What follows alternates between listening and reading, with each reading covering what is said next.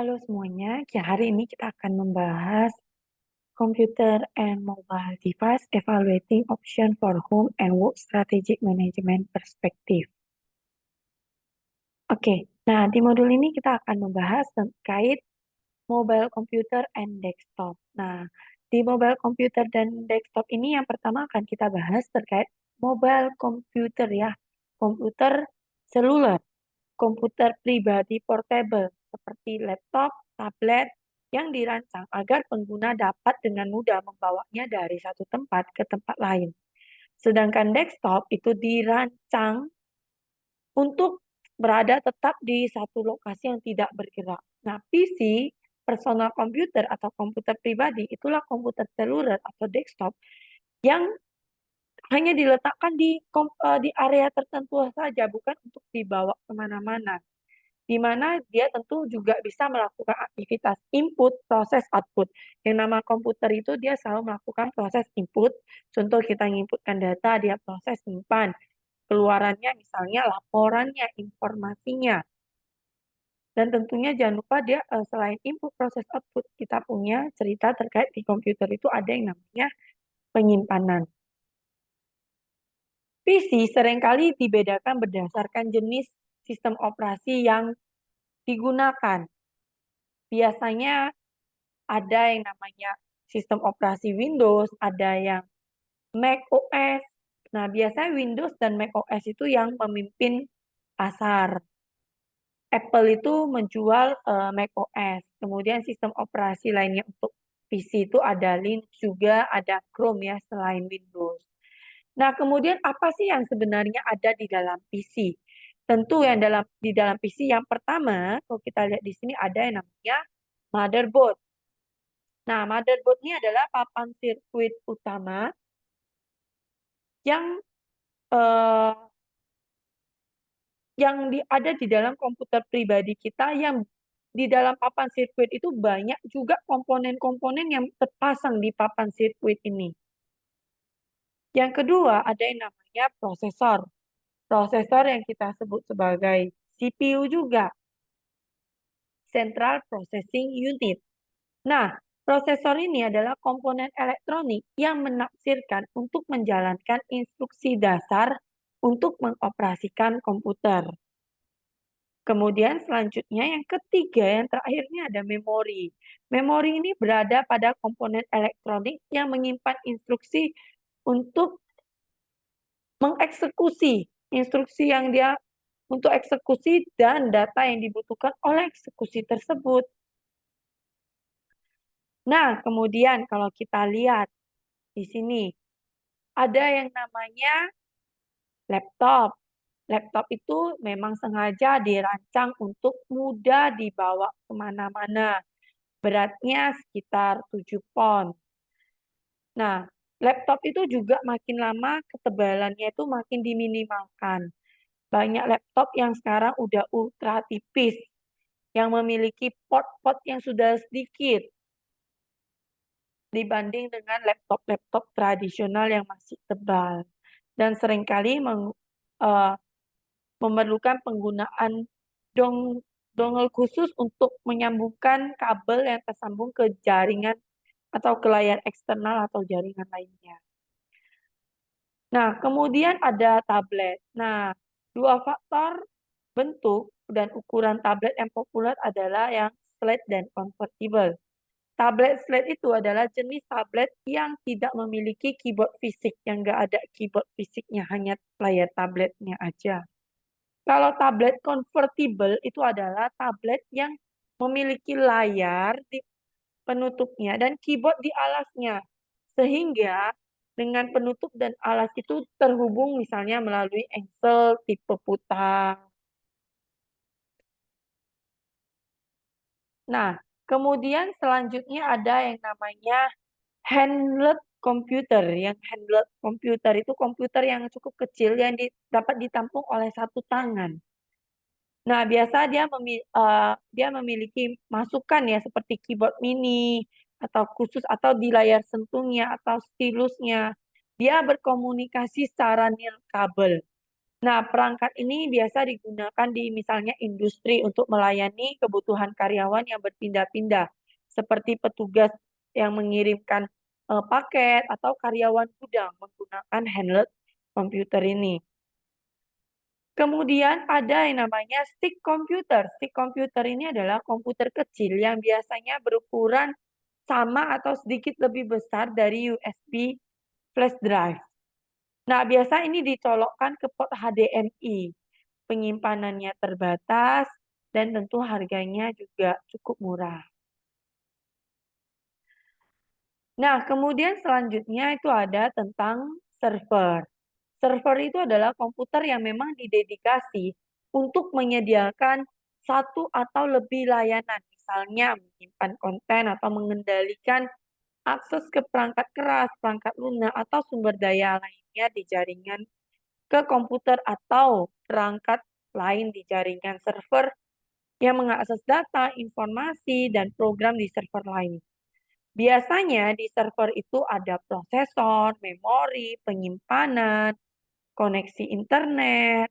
Nah, beberapa mungkin tidak memerlukan monitor atau perangkat input. Beberapa server itu dikendalikan dari komputer jarak jauh. Nah, server sendiri ada bentuknya, ada server rack yang dipasang, servernya dipasang di rak itu ya, server yang ditempatkan di slot atau yang disebut bay pada bingkai logam atau rak. Kemudian ada yang namanya server blade. Server blade itu server yang berbentuk seperti papan sirkuit tunggal atau blade.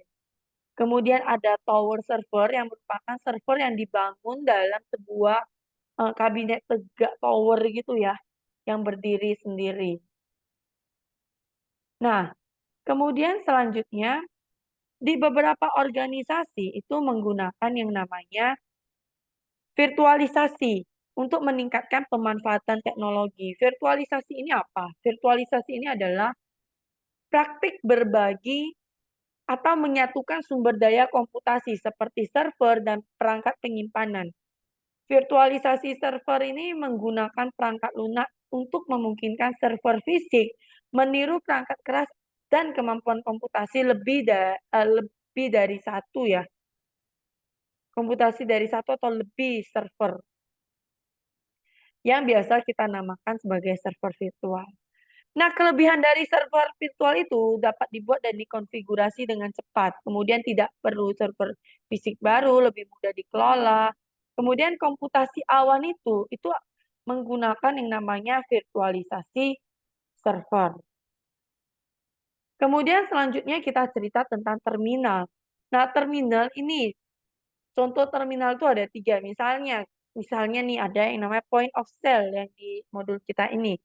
Point of sale di sini adalah terminal di mana kita kalau belanja gini, shopping di sebuah supermarket gitu. Pas kita mau bayar itu, nah kita bisa scan sendiri di mesin tersebut dan kalau kita lihat di sana dia touch screen juga ya layarnya.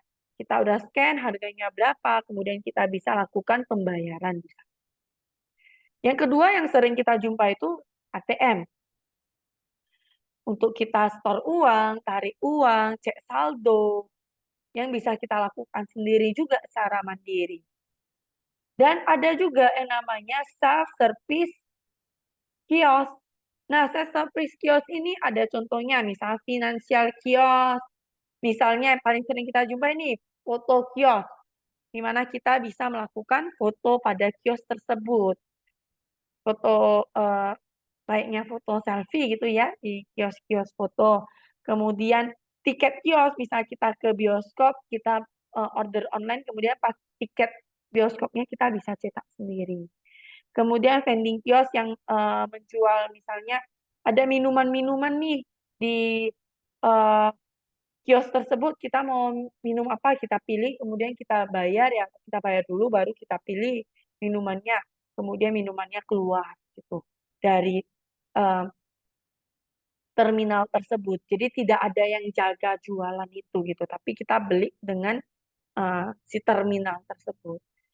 Dan ada visitor kios, misalnya untuk para pengunjung nih, untuk mendetek para pengunjung nggak usah lagi, misal ada orang yang terus mencatat, oh ini datang datang datang per orang, tapi kita udah bisa dari mesin untuk mendetek, oke orang ini datang. Kemudian selanjutnya ada yang namanya superkomputer. Superkomputer ini adalah komputer yang paling cepat, paling kuat, yang paling mahal. Nah, komputer ini mampu memproses triliunan instruksi dalam 1 detik. Beratnya melebihi 100 ton. Dapat menyimpan lebih dari 20.000 kali data dan informasi dari rata-rata desktop yang biasa. Ukurannya sangat besar.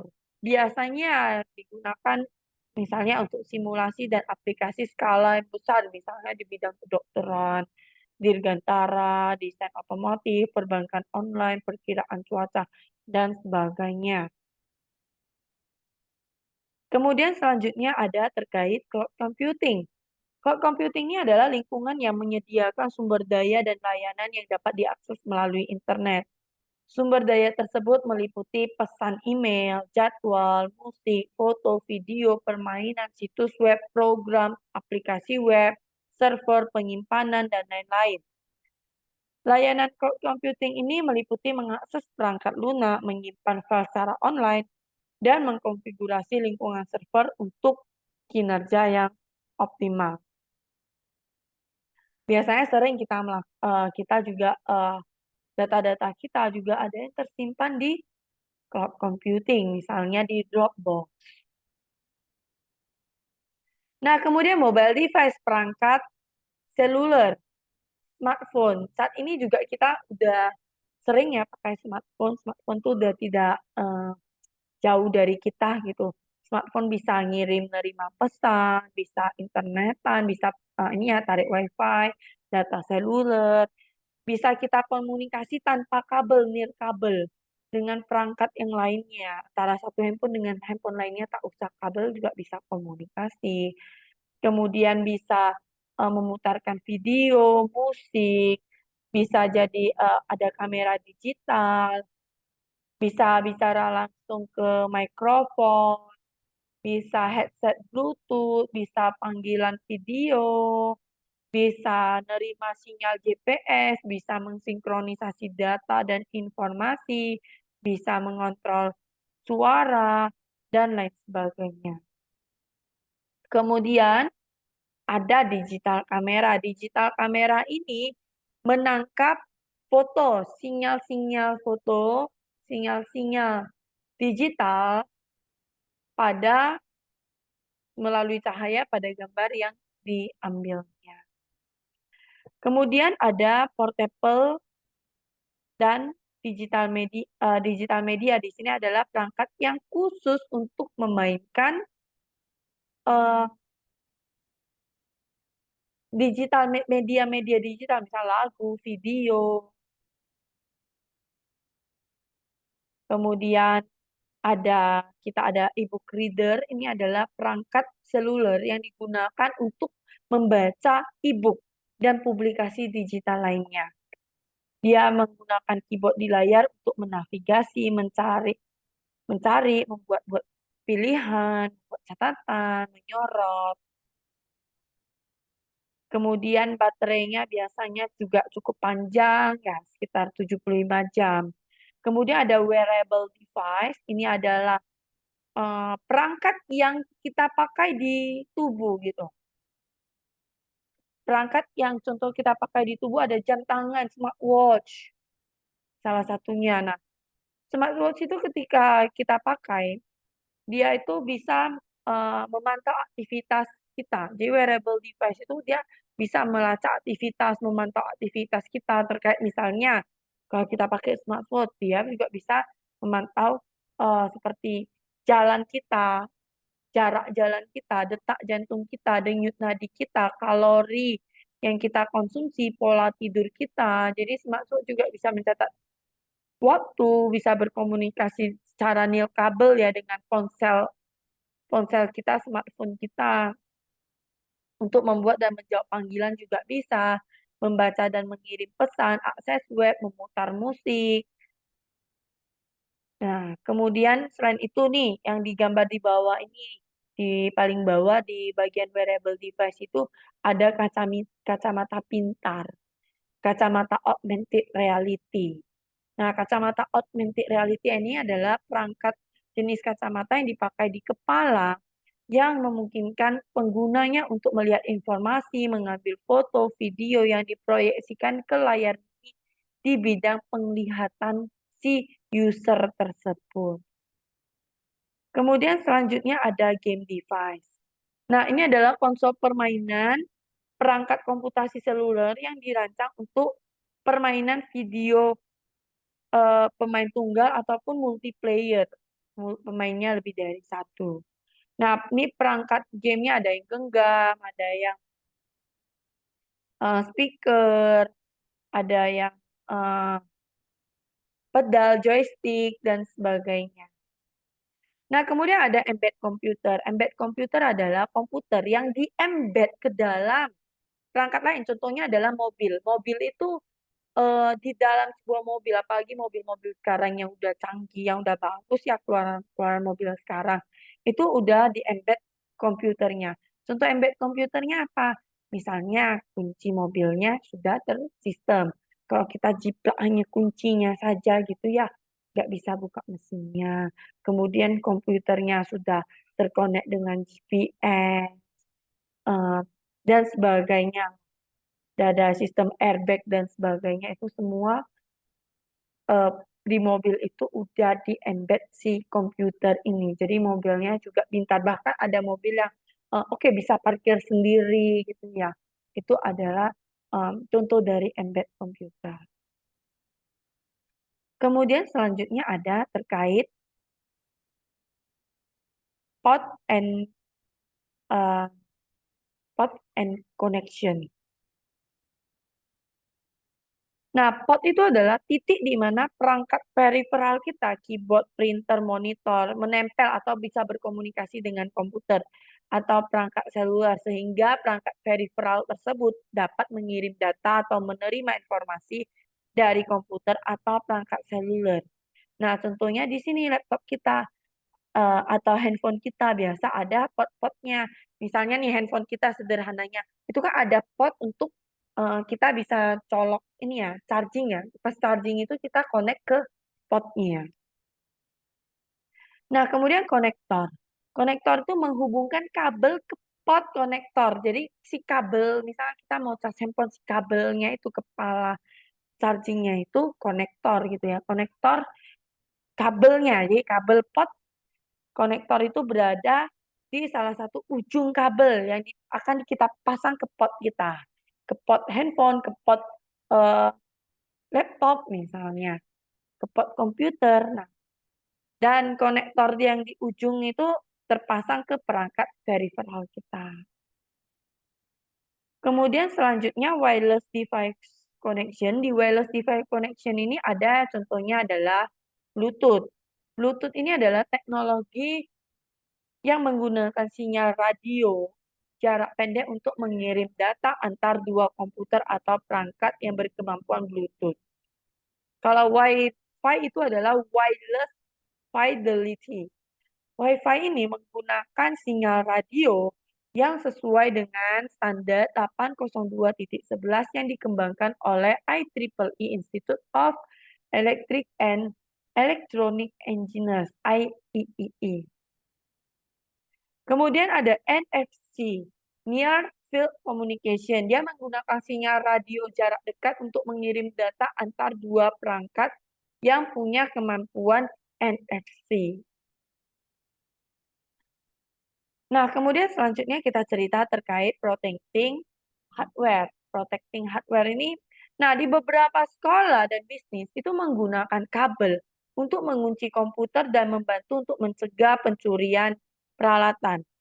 Beberapa komputer dan perangkat seluler itu juga dilengkapi misalnya, contoh, pembaca sidik jari di handphone kita. Kadang kan juga kita juga bisa ya menguncinya dengan sidik jari. Tentunya tujuannya agar dapat memverifikasi identitas pengguna agar perangkat kita tidak sembarangan digunakan oleh orang lain. Itu adalah salah satu cara memproteksi hardware kita. Nah, biasa komputer juga pas mau login bisa kita set komputer kita itu harus masukkan password. Kalau nggak masukkan password tentu nggak bisa login ke dalam perangkat hardware kita. Nah, kesalahan dari hardware. Kesalahan hardware itu variasi daya listrik ya biasa menyebabkan hilangnya data atau hilangnya peralatan. Gangguan listrik tunggal ini bisa merusak beberapa perangkat sekaligus. Nah, gangguan listrik itu ada apa? Yang pertama ini ada kita lihat and under voltage. Itu adalah tegangan rendah. Tegangan rendah itu terjadi ketika supply atau tegangan listrik itu turun dan seringkali didefinisikan sebagai eh, kurang dari 5% tegangan rendah. Jadi dia di bawah normal. Sorry, tegangan rendah itu lebih dari 5% di bawah normal. Kemudian ada tegangan lebih yang kita di sini lihat nih, and over voltage or power surge. Nah, tegangan lebih atau lonjakan listrik ya terjadi ketika supply tegangan listrik itu yang masuk itu meningkat. Seringkali kita definisikan lebih dari 5% di atas normal. Kemudian bagaimana kita melindungi yang tadi aliran yang kadang lebih kecil, lebih besar, tegangan listrik yang rendah dan tinggi, maka kita bisa gunakan yang pertama ini surge protector, pelindung lonjakan arus. Nah, surge suppressor ini perangkat yang menggunakan komponen listrik untuk memberikan aliran arus yang stabil, meminimalkan kemungkinan tegangan berlebih mencapai komputer dan perangkat elektronik kita. Itu untuk kita jaga tegangan listrik. Jadi kita bisa pakai perangkat ini. Kemudian yang kedua, ini ada yang namanya UPS and uninterruptible power supply. Itu adalah perangkat yang berisi sirkuit perlindungan tertentu dan satu atau lebih baterai yang dapat menyediakan daya selama listrik padam sementara atau permanen. Jadi kalau misalnya kita nggak mau nih pakai komputer itu tiba-tiba kalau mati listrik itu komputer kita mati, nanti rusak gitu perangkat kita. Sehingga kita bisa pakai UPS. Kalau UPS ini kita pakai ketika misal mati listrik, komputer kita itu nggak langsung mati. Tapi si UPS ini akan supply baterai ke komputer kita sehingga kita punya waktu untuk shutdown si komputer tersebut. Jadi komputer itu akan bertahan, akan tetap hidup menggunakan baterai dari si UPS ketika mati lampu, ketika mati listrik. Nah, kemudian selanjutnya ada terkait kesehatan, health concern of using technology. Nah, tentunya ketika kita menggunakan teknologi ini kita juga ingin memperhatikan kesehatan. Repetitive strain injuries atau RS ini, repetitive strain injuries itu adalah cedera atau kelainan pada otot, saraf, tendon, ligamen, dan sendi. Repetitive strain injuries ini adalah cedera atau kelainan pada otot, saraf, tendon, ligamen, dan sendi yang tentunya di sini terkait penggunaan teknologi termasuk tendonitis dan sindrom carpal tunnel syndrome. Nah, tendonitis, yang pertama kita lihat tendonitis. Tendonitis ini adalah peradangan pada tendon akibat gerakan berulang atau tekanan pada tendon tersebut. Kalau CTS, carpal tunnel syndrome, itu adalah peradangan pada saraf yang menghubungkan lengan bawah dengan telapak tangan. Computer Vision Syndrome atau CVS itu adalah kesehatan terkait teknologi yang mempengaruhi penglihatan kita. Kemudian ada nyeri punggung bawah LBP, lower back pain. Itu disebabkan postur tubuh kita yang buruk saat kita melihat ke komputer, laptop, posisi duduk kita, posisi postur tubuh kita. Kemudian yang terakhir ada ini muscle fatigue atau emotional fatigue, kelelahan otot atau kelelahan emosional.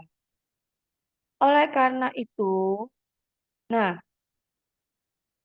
biasanya kita disarankan misalnya setelah lihat komputer sejam, 2 jam, kita coba istirahat 15 menit, misalnya jalan ke toilet juga oke, atau kita lihat sekitar sekeliling kita tanpa terus melihat ke layar laptop, komputer.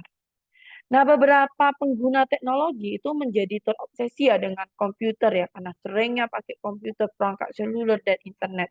Sehingga behavioral health risk-nya ini, resiko kesehatannya itu adalah bisa jadi dia kecanduan teknologi, teknologi addiction. Kecanduan teknologi ini terjadi ketika pengguna teknologi itu menghabiskan seluruh kehidupan sosial nya itu ya dengan teknologi. Kehidupan sosial kita itu sedang diserap di teknologi. Kemudian yang kedua, teknologi overload. Orang-orang mengalami kelebihan teknologi itu merasa tertekan ketika dia kehilangan teknologi. Bahkan untuk waktu yang singkat atau merasa kewalahan dengan banyaknya teknologi yang harus mereka kelola. Oleh karena itu ketika menggunakan teknologi, ketika kita sudah menggunakan teknologi, ingat juga waktu istirahat. Misal 1-2 jam istirahat 15 menit, 20 menit, atau 5 menit juga cukup, eee, agar kita mata kita dan, postur tubuh dan sebagainya semua harus kita perhatikan dengan baik, sehingga kita perlu concern terhadap kesehatan ini. Demikian terkait modul ini, terima kasih jika ada yang mau didiskusikan, silakan di komen. Terima kasih, sampai jumpa di video yang lain.